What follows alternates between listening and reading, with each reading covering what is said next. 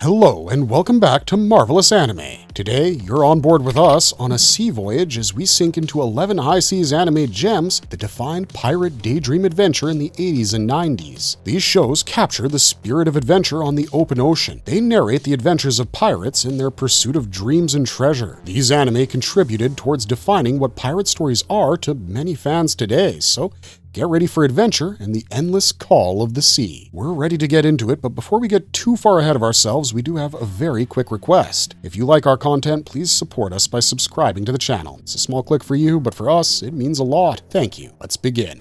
Castle in the Sky. 1986. Castle in the Sky set off the high-flying anime adventures of the late 80s. You start with Sheeta, who's got a powerful crystal and everyone wants it. Muska is a mysterious government agent who kidnaps her. Then, Dola's pirate gang shows up. Sheeta escapes but falls from the ship. The crystal glows and lowers her gently into a mining town where a boy named Pazu catches her. He's an orphan, like her, and dreams about finding Laputa. It's a floating castle that no one believes really exists. Dola and Muska both chase Sheeta through Pazu's town. There's airship raids and alleyway chases, and nobody's safe.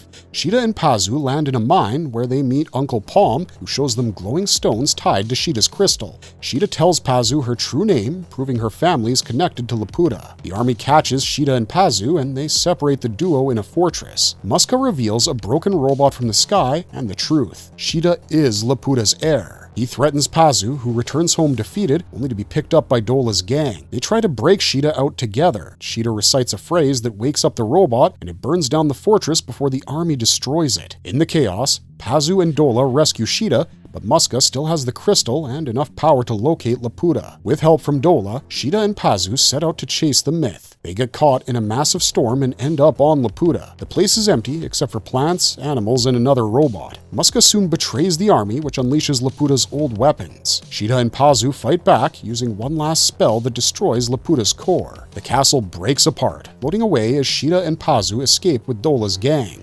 This film rewrote the rulebook for adventure anime in the open sky. Air pirates, mysterious islands, lost technology, it's all about chasing the impossible and finding courage along the way. No other anime from the 80s captured that feeling of sailing into legend quite like Castle in the Sky. The Mysterious Cities of Gold. 1982 to 83. The Mysterious Cities of Gold takes you back to the age of explorers. Ships from Europe sail west into unknown seas, chasing gold, power, and myth. Among them is a young boy named Esteban. He joins a navigator named Mendoza who once saved him as a baby, and they head together for the New World to find the 7 cities of gold. Esteban has a strange gift. He can call upon the sun. The crew sees it as a blessing. On board, Esteban meets Zia. She's an Incan girl taken from her home long ago. She wears a golden medallion identical to his. Both medallions hold a clue to the hidden cities. When the ship, Esperanza, breaks apart after a storm, Esteban, Zia, and Mendoza's men wash ashore on the Galapagos. They end up meeting Teo, who is the last of the old Haiva civilization. Teo carries his ancestors' knowledge and a golden jar tied to their fate. He joins them to protect the lost cities from those who would destroy them. The group sails on through ruins and wild lands, meeting Inca, Maya, and Olmec tribes. They discover forgotten machines, flying ships, and lost energy abandoned by the people of Hiva. Their greatest marvel is the Golden Condor, which is a solar-powered airship shaped like a bird. Not everyone wants to be found out. Some want control. Secrets that have been kept for centuries may find themselves in the hands of the wrong people. This anime reflected the magic of the high seas and the threat of human greed.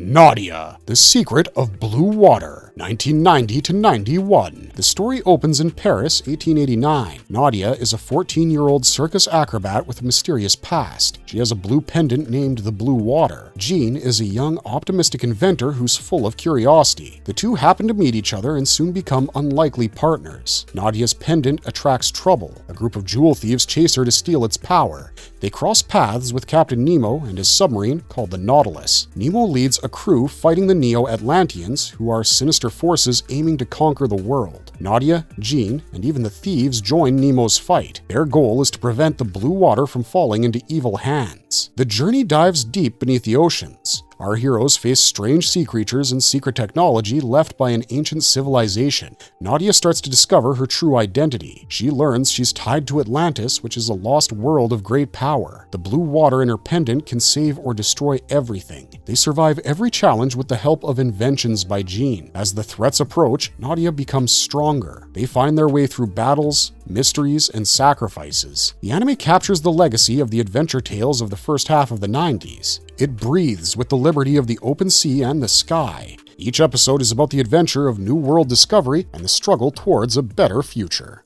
Peter Pan no Boken, 1989 to 90. Peter Pan no Boken is a unique take on the classic story. The anime kicks off with Wendy dreaming of Peter saving her and fighting Captain Hook. In the following episodes, Wendy and her brothers travel to Never Never Land. Wendy quickly takes on the role of mother to the Lost Boys. The story feels familiar but with a fresh twist. It shows the kids going on good old pirate adventures and fighting pirates, but midway through the focus shifts. A new villain, Sinistra, the Wicked Witch Queen, comes into play. She wants to enslave Neverland using her granddaughter Luna. Now there are 3 camp alliances: Peter and his friends, Captain Hook's crew, and Sinistra's dark camp. This changes the whole story. The series introduces new characters like Sinistra and Luna. They become the focus of the later episodes. It's a mix of the usual pirate treasure hunt and a magical battle against evil. The show is unusual, having combined the classic adventure with the fantasy of a witch queen attempting to conquer Neverland. It evokes feelings of freedom and mystery. It includes wild pirate adventures, wizards, and magic. It embodies the idea of the classic pirate tales combined with fantasy. The show is a throwback to the children of the 80s and 90s who enjoyed fantasy worlds and adventurous challenges. It's also about fighting for the light in a world full of shadows. If you like the idea of adventure and magic, Peter Pan no Boken is a fun trip back in time. The Dagger of Kamui, 1985. The Dagger of Kamui is a deep and gripping anime set in the final days of Japan's Tokugawa shogunate. It tells the story of Jiro. He's a boy of mixed Japanese and Ainu heritage. He grew up in a village on the Shimokaida Peninsula. A mysterious shinobi kills his adoptive mother and sister. When Jiro returns, he finds them dead and a strange dagger. The villagers wrongly blame him for the murders. Jiro runs away to avoid a brutal fight, and he meets Tenkai, a Buddhist monk working as secret police for the shogunate. Tenkai trains Jiro in ninja arts, sending him on a path of revenge. Jiro must confront the dark man who killed his family, but the reality is even worse than he thought. The man is his own father. Tenkai deceived him, manipulating him to carry out a secret mission. Jiro sets off on a long journey. He encounters old Ainu friends and new enemies, traveling from northern Japan to America. He fights assassins and sails with sailors. On the American frontier, he meets a French Indian woman and legendary author Mark Twain. They point him toward the treasure of Captain Kidd hidden on Santa Catalina Island. The story builds to a fierce final battle between Jiro and Tenkai during the collapse of the shogunate. The treasure he discovers assists in financing the overthrow of the old regime. This anime stands out for its mature themes and rich storytelling. It combines pirate treasure hunts with ninja drama and political intrigue. You experience the burden of the past and the excitement of the adventure. It's a ride to be remembered as one travels through remote villages to the turbulent seas and back to the last days of ancient Japan. Tico of the Seven Seas. Tico of the Seven Seas is a 90s anime ocean adventure. Nanami Simpson is an 11-year-old Japanese-American girl. She lives with her marine biologist father, Scott, on the research ship Peperoncino. Scott searches for a rare creature known as the luminous whale. This whale glows underwater and holds a rare element Scott wants to protect. Nanami has a close friend called Tico, an orca whale. They have a strong bond. Nanami spends her daily life with Tico in the water. She's taught to breathe longer and to go deeper than others. The whale hunt by Scott results in conflict. Adrienne Benex and her company, called Gaiatron, would like to take the whale because it has a rare element. Benex is cold and driven. She has help from her assistant, Galoy, and Dr. Charles Leconte, who's obsessed with the whale. Nanami, Scott, and Tico race to find the whale first. Scott's crew includes Al Andretti, the first mate, and they're later joined by Cheryl Melville, an adventurous heiress, and her butler, James. Thomas Leconte, Dr. Leconte's quiet but smart son, also joins them. Tico's calf, Junior, is born during their journey. The crew has friends and enemies on the sea, and they're exposed to risks and surprises. The race to save the luminous whale is full of mystery and excitement. Tico of the Seven Seas embodies the attitude of adventure and friendship. It feels like a return to the golden age of 90s anime adventure. The sea is full of magic and secrets, and anyone who has a dream of the sea and its wonders will love this show.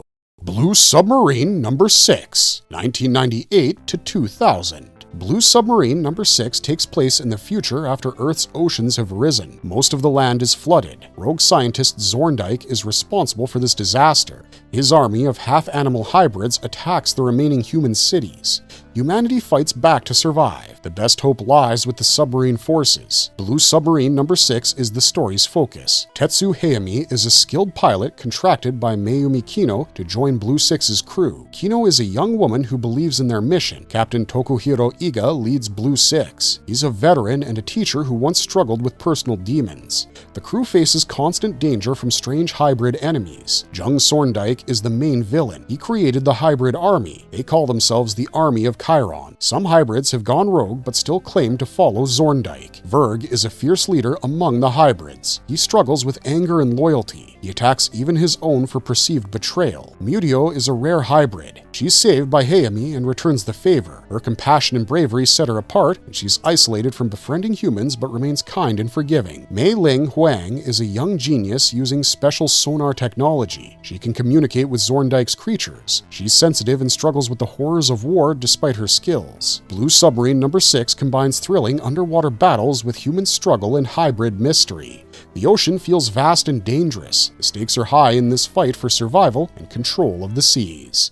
The Sea Prince and the Firechild, 1981. The Sea Prince and the Firechild tells a classic tale of love and war. Long ago, Glaucus, the god of water, and Themis, the goddess of fire, lived as one. Argon, lord of the winds, grew jealous. He lied to both gods and made them think that the other wanted to overthrow them. This caused war between water and fire. Both sides nearly destroyed each other. The highest god punished Argon. He tore out Argon's eyes, the source of his power, and sent him to the ocean's deepest abyss. Glaucus was given the eye and kept the seas calm. Meanwhile, Themis created the holy flame to protect her fire children. To keep peace, water and fire were separated. Sirius becomes heir to the Sea Kingdom years later. He guards the Eye of Argon. Malta becomes heir to the Fire Kingdom. She's the daughter of Themis and watches over the Holy Flame until her 16th birthday. Sirius plays with his brother Tico. He wanders into forbidden waters and meets Malta for the first time. They fall in love but cannot be together. Sirius cannot stay above water for long because sunlight harms the children of water. They part and meet again each night. A jealous salamander named Mabuse wants the Eye to rule the sea. Tico tries to get Sirius out of prison using Mabuse's plan, but Mabuse betrays him and takes the Eye. Mabuse claims himself king, but Tico escapes and fights back. Tico tries to return the Eye, but is pulled into Argon's whirlpool. Argon awakens and threatens the ocean. Glaucus battles and defeats Argon. Sirius escapes and finds Tico, who dies, telling him to find Malta. At Mobius Hill, Malta becomes the Fire Queen during an eclipse. Sirius loses his sight falling from a cliff, but he finds Malta before the sunlight kills him. Malta mourns and dies with Sirius at sea. Glaucus sends their spirits to the stars. Fire and water become one again. Moel tells their story as guardians of love and peace. This anime captures 80s adventure and myth. It's a story of love against impossible odds. Porco Rosso, 1992. Porco Rosso is set in 1929 Italy and follows a former World War I fighter ace who now works as a bounty hunter. Known as Porco, he has a pig's head, a strange curse from his past. He flies a red seaplane and protects ocean liners from air pirates. Porco often stops by the Hotel Adriano, owned by his old friend Gina. The pirates hire Curtis, a skilled American pilot, to help them fight Porco. Curtis falls for Gina, but she's drawn to Porco. In one encounter, Curtis shoots Porco down while he's flying to Milan to get his plane fixed. Porco survives, but must finish his trip by train. Gina reminds him that the Italian police want to arrest him. In Milan, Porco meets his mechanic, Piccolo. Piccolo's granddaughter, Fio, takes over the repairs and travels back with Porco to act as a cover in case the secret police arrest him. The fascist government supports pirates now, making things difficult for Porco. Curtis asks Gina to marry him, but she waits for Porco. She waits for him in her garden each day, and Porco visits mostly at night to hide his appearance. Porco and Fio face an ambush by pirates. Curtis challenges Porco to a deal. Fio bets that if Porco wins, Curtis will pay his debts. If Curtis wins, he may marry Fio. During preparations, Fio catches a glimpse of Porco's true face. Porco tells her a story from World War I about why he prefers to fly alone. When the guns jam, the duel becomes a fistfight. They knock each other into shallow water, and Gina warns Porco that the Italian Air Force is coming. Porco asks Gina to look after Fio and decides to lead the Air Force away. Curtis joins him. He notices Porco's changes but doesn't see the man behind the pig face. Porco Rosso feels like a 90s anime adventure full of heart and sky-high thrills. One Piece, 1999. Of course, this one had to be on the list. One Piece is a late 90s legendary pirate anime that's known for its high seas adventures. The narrative begins with the death of the pirate king, Goldie Roger. Prior to his death, Roger disclosed where to find the biggest treasure, the One Piece. His dying words generated the grand age of pirates. Many set out to find the treasure. The title of Pirate King is the most coveted prize. Enter Monkey D. Luffy, a 17-year-old whose body gained rubber powers after he ate a devil fruit. Luffy's dream is to find the One Piece. His ambition is to be the next Pirate King. It's the excitement of adventure and friendship that drives him. He desires to encounter weird individuals and visit new locations. Luffy forms and leads the Straw Hat Pirates, a diverse crew to say the least. They sail across the dangerous Grand Line. They face strong enemies and dark mysteries along the way. They fight tyrants, survive sea monsters, and build unbreakable bonds. Every crew member contributes different skills to the trip. The anime remains loyal to the manga of Ichiro Oda. It adapts almost every single story arc and includes some original filler content without alteration of the central story. The world has been expanded with films, specials, and OVAs which contribute to the long run, because it's still going on today. The tale keeps developing with new adventures, and it's a journey you won't forget whether you're a new fan or a long-time follower. The Swiss Family Robinson, Flone of the Mysterious Island, 1981. The Swiss Family Robinson, Flone of the Mysterious Island, is based on the classic novel, but with some changes. The family has a father, a mother, and 4 children. In the anime, Flone is a new character added to attract younger viewers, especially girls. The setting is shifted to the 1880s. The story focuses on the family escaping their island after a shipwreck. They cross the ocean seeking safety and make some new friends in the process, such as Captain Morton and an Aboriginal boy called Tamta. The family is focused on getting to a secure location, yet they encounter numerous risks. Their trip is endangered by pirates, storms, and wild animals. They also find out the mysteries of ancient times and high technology, such as a steamboat and a flying machine. These aspects create suspense and interest. It's a prime bit of nostalgia for those who like the old-school anime of the 80s and 90s. The characters are fearless and their adventure is full of exploration. The show reflects the essence of adventure and the need to be united during difficult moments. The combination of adventure and family values is what makes this series memorable, because it all happens on the high seas, and fans of the genre will be excited about that. Marvelous verdict. And that's a wrap on today's video. Which of these pirate anime from the 80s or 90s brought your imagination to life? Which story or character left the biggest mark on you? Let us know in the comments down below and share your favorite moments or hidden gems we might have missed. Who knows, maybe we'll make a video about it in the future. Your thoughts always make the journey better for everyone here. As always, if you enjoyed the content, don't forget to leave a like and subscribe to us if you haven't already. Otherwise, until next time, stay curious and keep your sense of wonder alive. Stay marvelous, and we'll see you on the next adventure.